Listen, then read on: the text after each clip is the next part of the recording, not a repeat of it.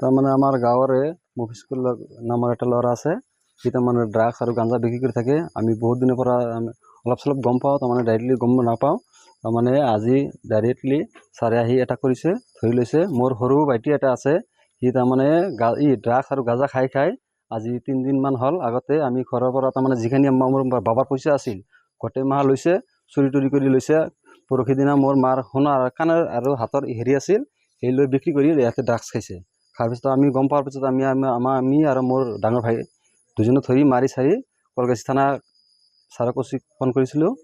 পিছত ছাৰে ষ্টাফ পঠাই দিছে, লৈ কিনে হস্পিটেল লৈ গৈছে। লোৱাৰ পিছতে আপোনাৰ ছাৰে ৰিহাবত পঠাই দিছে। আৰু 3 দিনমান পিছতে ছাৰে ইয়াতে পাইছে, ঘৰত আহি গাঁজা আৰু ড্ৰাগছ পাইছে। কিমানখিনি পাইছে? প্ৰায় গাঁজা আপোনাৰ 500 কিমান গ্ৰাম পাইছে। আৰু ড্ৰাগছো আছে নেকি? ড্ৰাগছো আছে, লগতে ড্ৰাগছো আছে। কি বিচাৰে এতিয়া আমি ন্যায় বিচাৰোঁ, আমাৰ গাঁৱটো যাতে ভাল হয়, কোনোবাই যাতে সেইবিলাক নাখায়, আৰু আমি ন্যায় বিচাৰোঁ। সেই মানুহজন কিমান দিনৰ পৰা এইটো বিজনেছ কৰি আছে? আমিতো গম পাওঁ 1-1.5 বছৰমান বিক্ৰী কৰি আছে। আগৰ পৰা বিক্ৰী কৰিব পাৰে, মইতো ঘৰত নাথাকোঁ, বাহিৰত থাকোঁ। তাৰমানে মাহত 1-2 দিনমান ঘৰত থাকোঁ, তাৰপিছতো মই গম পাওঁ। কি নাম ল'ৰাজনৰ? মোৰ ল'ৰাটোৰ নাম মফিজুদ্দিন। দেউতাৰ নাম? দেউতাৰ নাম চানমুখ নেকি। গাঁওখনৰ নাম কি? গাঁওখনৰ নাম এইটো জুমৰকুৰ বুলি হ'ব, জুমৰকুৰ বুলি হ'ব। তাৰমানে ইয়াতে বৰডাঙ্গা খাটাকুচি বৰ্ডাৰ দিয়ে হয়, এইটো হেৰি জুমৰকুৰ বুলি হ'ব, মেইন জুমৰকুৰ থানা আপোনাৰ এইটো কলগাছিয়া। ইয়াতে আমি দেখা পাইছোঁ আমাৰ কলগাছিয়া OC ছাৰ আহিছে।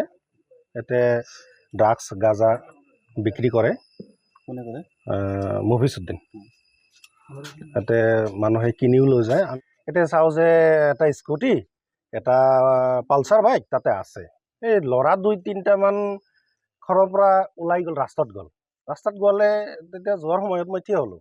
থিয় হোৱাৰ পিছত মই ক'লোঁ যে ভাইটি তুমি ৰখাচোন। মোক চাই এনেকুৱা দৌৰি মানে নৰখিলে আৰু দৌৰি গ'ল গুচি।